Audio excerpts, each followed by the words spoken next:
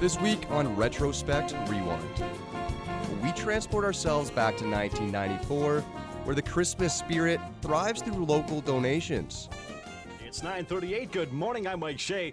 Country 108 CKSA and McDonald's are presenting the 14th annual Gift of Christmas. We're going to make sure that every child in Lloydminster has something under the tree this year.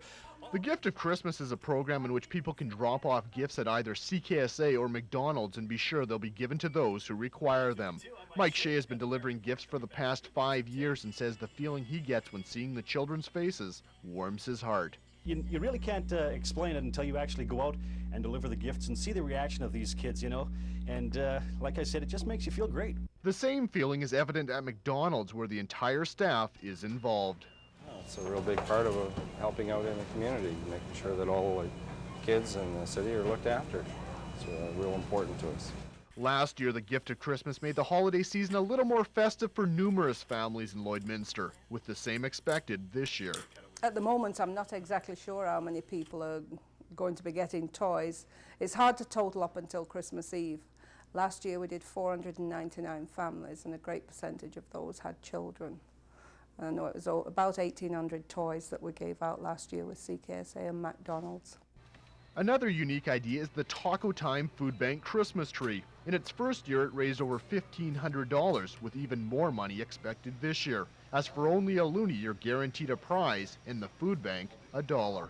It seems that the Looney Christmas tree is something that they like to be with and associate with, and all the proceeds are going to the food bank. Every loonie that's given to Taco Time here, we pass it on Saturday to the food bank. A check will be written out.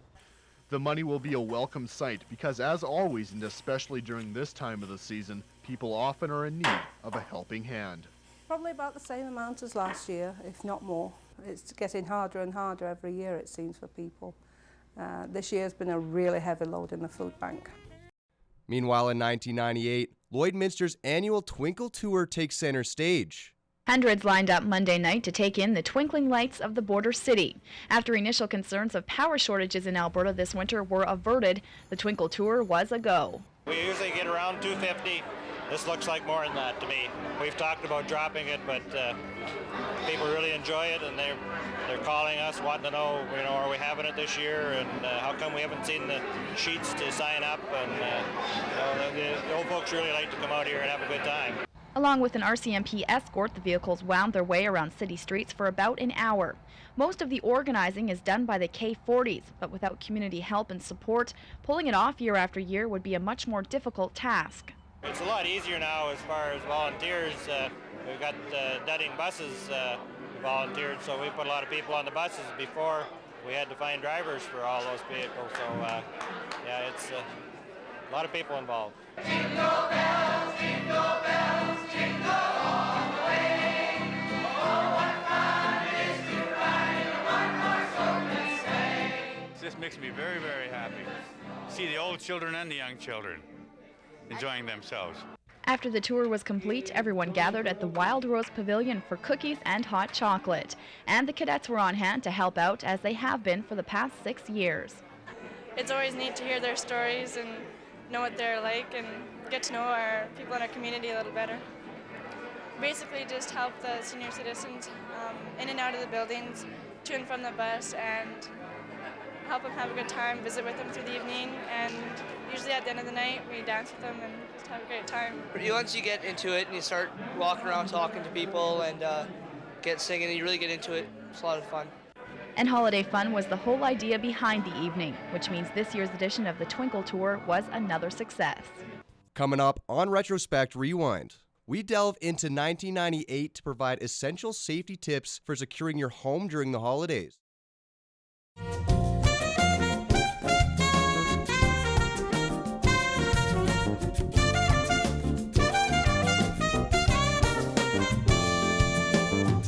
Welcome back to Retrospect Rewind. Let's jump back to 1994, where a daring aviator flies his plane all the way from South America to Elk Point here in the Midwest. A 1948 two-seater Cessna, a compass, maps, and 2 radios. That's what pilot Heinz Rohner relied on to bring him from Chile in South America to Elk Point in the Midwest. It was a journey that crossed 3 time zones and took 3 weeks to complete. I couldn't even see him land. I just...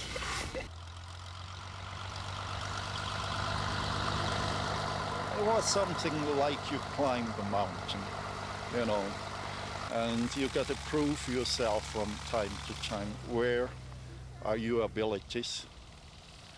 And I made it. And for Heinz Rohner, it was a dream come true.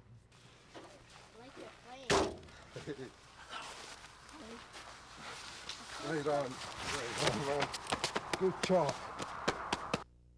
The journey started out in Santiago, Chile, where he purchased the vintage plane for $6,000 US. 1.5 years later, the aircraft was ready to fly, and on the 23rd of November, he headed north along the coast. Right on the first day, it started out quite adventurous. I had to make a landing on a road because I came into very bad weather, low ceilings, rain, and I couldn't make it anymore to the airport. Unscathed, Rohner continued on 2 days later, up through Peru and Ecuador, encountering everything from fog to brush fires, with jungle on one side and ocean on the other.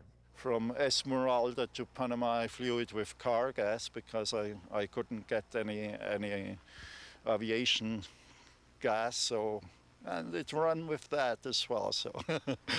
In the weeks to come, Rohner ventured through Central America, into Mexico, across to Texas, and finally, on Sunday, into the Elk Point Airport.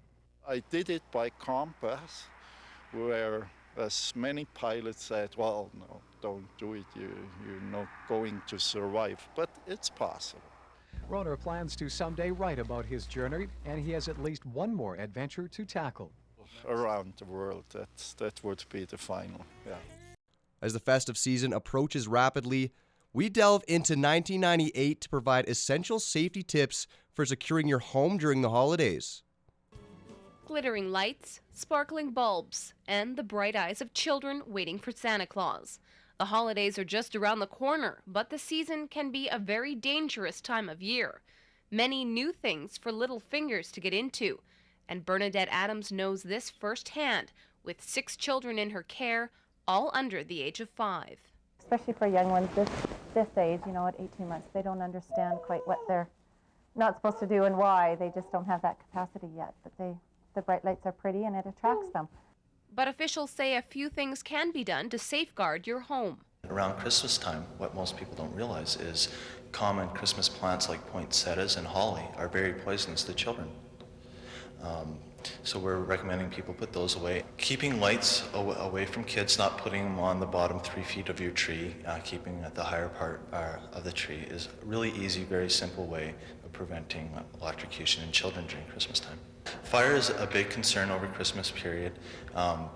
It's very important to keep your tree well watered so it doesn't dry out. Bernadette has already taken these steps in her home. We have outlet covers on all our plug-ins, for one thing. The other one is the tree is in the corner, so it can't topple over. And the extension cord that we had to use is underneath the Christmas mat. Coming up on Retrospect Rewind. The Cattleman's Corral takes center stage here in the border city.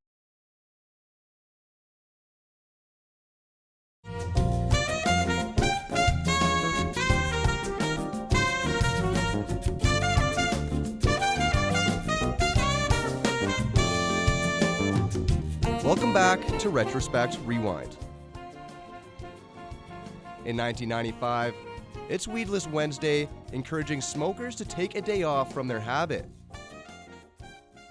It's only one day out of 1 week. So is Weedless Wednesday the day every smoker is encouraged to butt out, really making a difference? I think it is, because people become more aware. There's more media attention. It's 2:23. Good afternoon. I'm Troy Stevens. This is Weedless Wednesday, the day you're supposed to butt out for one day. It's kind of tough. Can you do it?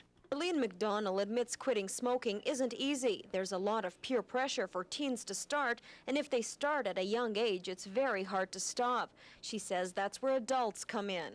Role models such as sports athletes in the news, the health professionals who have quit smoking, the teachers who have quit smoking. McDonald says it's also important businesses set an example, but she says they have to ask themselves some tough questions first. Would people still come to your restaurant or shop in the mall if it was a completely smoke-free environment? But it's a question one restaurant operator isn't too concerned with. Her restaurant has been smoke-free since it opened. Has she had any problems with clients who've wanted to smoke? A couple people, but not very many. They'll come in smoking, but they'll butt outside. So they're pretty accommodating. Donald says she knows it's hard, but she says it can be done. Well, it's like any journey. You take the first step, and that gets you on your way. Meanwhile, in 1999, the Cattlemen's Corral takes center stage here in the border city. Cattlemen's Corral and Crop Visions 99 kicked off with a great start today. This trade show-based event has seen numbers of exhibitors rise steadily throughout the years, and 1999 is no exception. First day's coming along pretty good, Lori. Our crowds come in decent. It's very well received at this point, and we're pleased. The Lloydminster exhibition grounds are buzzing with activity. People have come to look at everything from farm equipment to handling systems, cattle and horses, and crop and seed displays. Many exhibitors come back year after year to display their product, and there's a reason for it. The traffic the show produces is good for marketing. I think the biggest thing and the reason that we keep coming back is that same people come through year after year, and it's just touching base and making the same contacts. Plus, you've always have that new opportunity of new people involved in agriculture, new people that have changed their idea and might have some interest in your particular product. And the show has seen steady growth throughout the years. What once started out as mostly cattle now has many aspects of the agricultural industry involved. Well, we've made some changes to our program and made it a stronger day with the sessions and lots of trade show exhibits, and it's becoming a stronger event. It's a new way to market your agriculture products, and we're trying the cattle guys here with live displays, and that works fairly well. Okay, I think the show has really come on really strong in the sense of just, you know, we're standing in front of a tractor that's worth a lot of money that basically 8 or 10 years ago, whenever this particular show started, this same tractor wasn't on display at that, and so it's evolved in that sense. Like when you wander through the show, like you can look at some cattle products, you can look at livestock handling equipment, you can look at grain handling equipment. There's a lady down selling art or selling jackets or whatever, and that's really an interesting show, is that there's something for everybody at this particular show. Tomorrow will be the second and final day of the show. A keynote speaker will talk on stress, as well as the Saskatchewan Pulse and Canola Growers regional meetings will be held. Cattlemen's Corral and Crop Visions will wrap up late in the afternoon with cattle handling demonstrations. Coming up on Retrospect Rewind, we reflect on Lakeland Regional Health as they grapple with a budget deficit.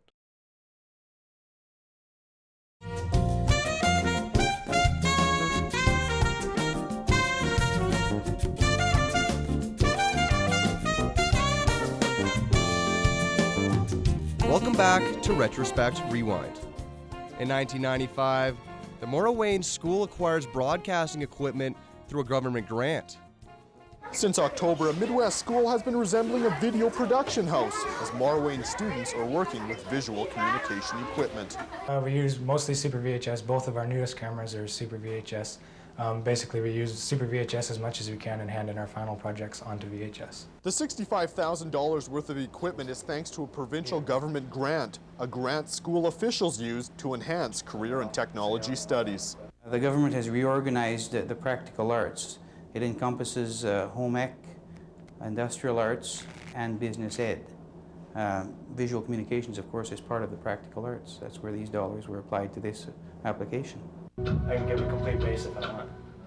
With a 16-channel audio board, 2 pre-editing stations, and computer editing at their fingertips, students are receiving a head start into the future. Basically, anybody who hasn't seen this stuff goes into college. You're behind the 8 ball already. You're not going to have the opportunities that you've had. You don't have the education. You don't have the experience using the equipment, so you're going to have a hard time. Teachers are also seeing the benefits of the high-tech equipment. Well, I'm teaching Macbeth right now, and in Macbeth, our students, not only do they study Macbeth, but they do drama, because that's what Shakespeare is drama.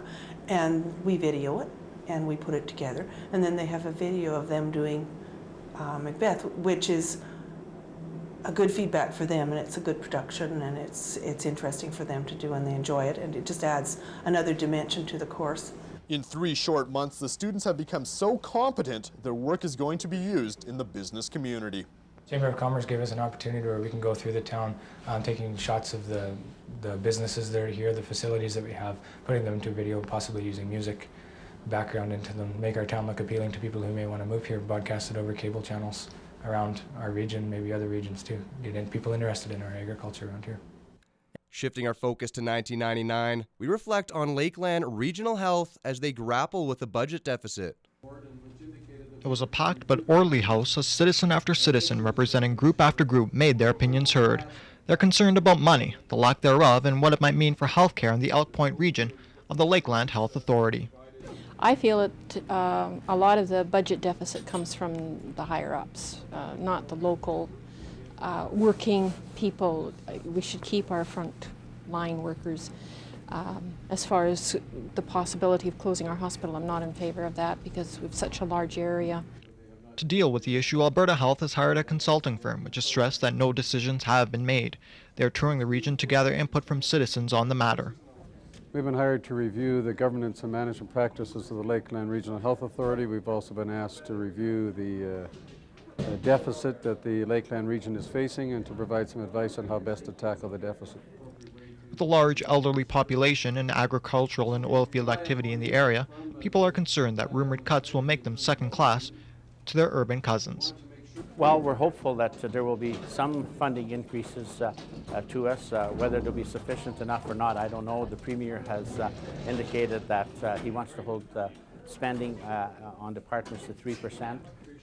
People here are concerned that the government is looking at the matter as a cost-effective issue and not a funding one, which is currently pegged at $92 million a year for the region. There's also a question with regard to access for the elderly. There's a question with regard to access to quality medical care. So those are all major issues that are under review. We take it back to January of 1995 as the Alberta Cattle Association and farmers feel a government subsidy won't help them in exporting beef. The latest edition of the Western Producer has an article about this very controversial issue. It says that the Alberta Cattle Commission believes a whole farm safety net program would hurt business to the United States, our biggest trading partner. Local spokesperson Blake Cherry agrees. A large part of our market, that being about 42% of our cattle, are exported into the United States.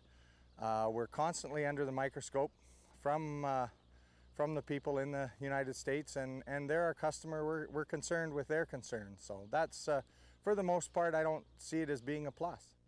And Cherry says it's not just this subsidy plan that he has a problem with. Subsidies in general never do an industry much of any good. We end up paying for them. Myself, as a smaller farmer, I'm borrowing money to operate every day, and every subsidy is factored into my operating costs. I am having to borrow money to pay for this subsidy, and that really bothers me. Besides the Alberta Cattle Commission and the Canadian Cattlemen's Association, the Alberta Cattle Feeders and the Western Stock Growers have all rejected the idea of a whole farm safety net program. But one group, the Cow-Calf Association, has a different opinion.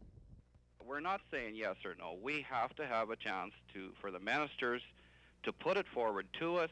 We have to, the public has to have a look at it, and not some association or commission running off and doing their own thing and saying, yes, the cattle industry doesn't need this. It's very, very serious policy. We have to look at it.